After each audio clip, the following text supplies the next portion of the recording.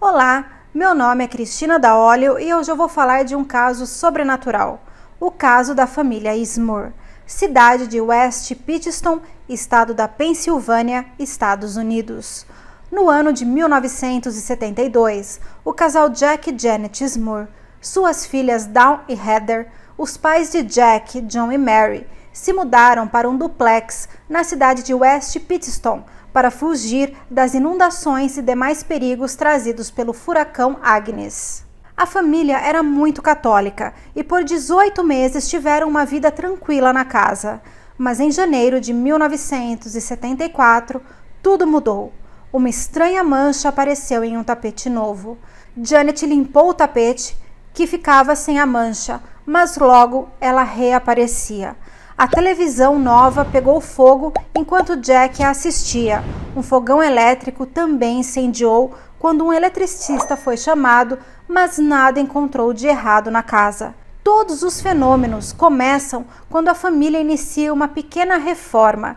E quando a reforma chega no banheiro principal, a porta de madeira, pia e banheira apareceram com marcas de arranhões como as de um animal feroz preso, que tenta desesperadoramente sair. A família era cética em relação a fantasmas, então chamaram profissionais para verificarem toda a fundação da casa, escavarem o quintal, medirem se havia algo de errado no campo eletromagnético, mas novamente nada foi encontrado. Foi quando a filha mais velha começou a ter visões de pessoas flutuando em seu quarto ao amanhecer. A casa começou a apresentar odores desagradáveis. Em 1977, Jack e Janet têm as filhas gêmeas Shannon e Karen. Com o passar do tempo, a situação começou a ficar ainda mais assustadora e violenta. Em 1985, Janet Ismore estava no porão, lavando roupas, quando escutou alguém chamar o seu nome. Quando ela se virou, não havia ninguém. Dias depois, ela viu uma sombra escura atravessar pela parede da cozinha. Em outro momento, assustador, um ventilador de teto cai, quase a atingindo. Janet relata que uma noite ela estava na cama e uma força invisível muito forte a puxou para fora dela. O cachorro da família, um pastor alemão, começou a ser espancado e torturado, sendo inclusive jogado contra a parede. Com a situação neste estágio, eles resolveram chamar o famoso casal de demonologistas, Ed e Lorraine Warren, que investigaram a casa e afirmaram ter identificado 4 espíritos no local. 3 deles eram fantasmas, mas o último era uma entidade demoníaca muito raivosa.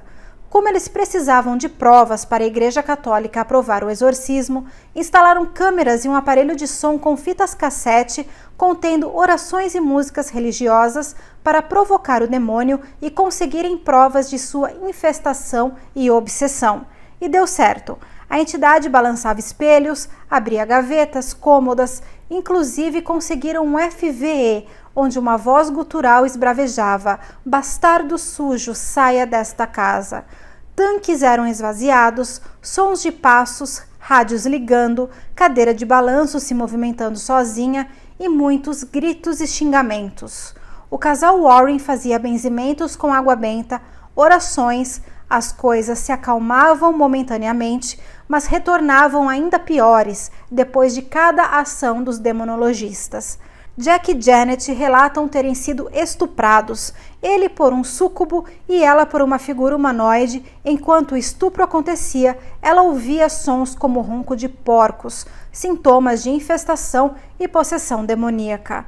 Sons de porcos, cheiro de fumaça e carne podre, gemidos e sussurros horripilantes.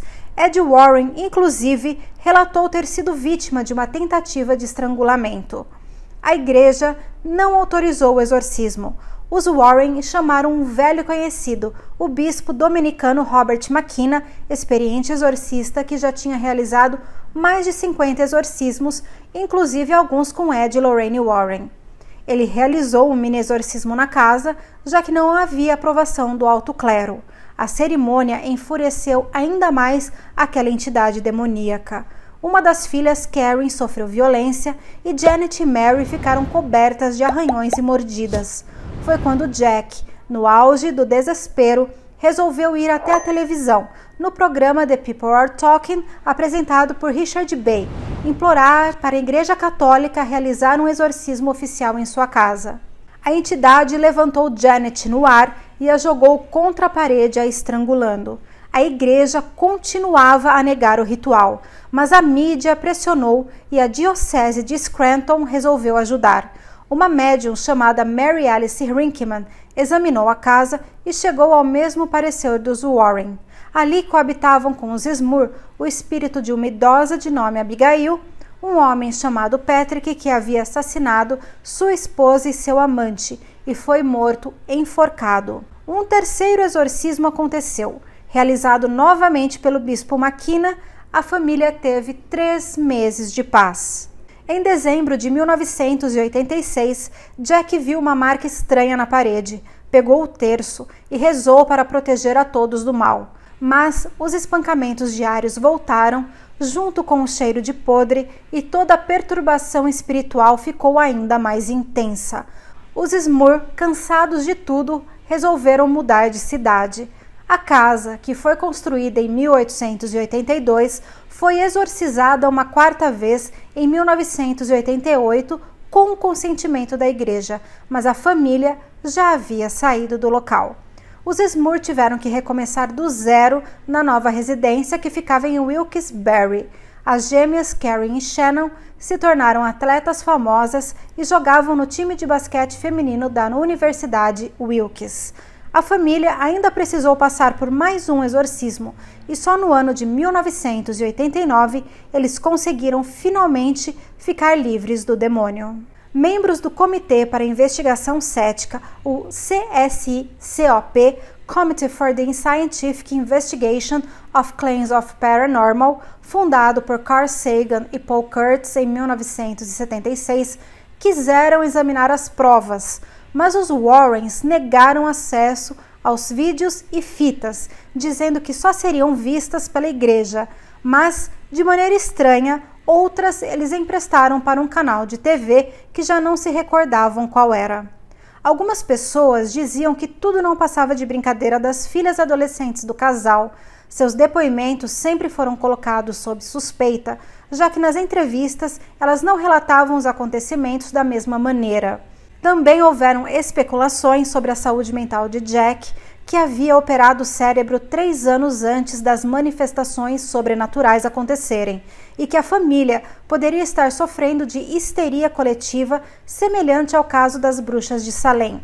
O estresse contínuo pode trazer alucinações ou ideias delirantes. Sobre o cheiro, já haviam reclamações de vizinhos quanto ao mau funcionamento do sistema de esgoto próximo à casa supostamente assombrada, que exalava maus cheiros frequentemente.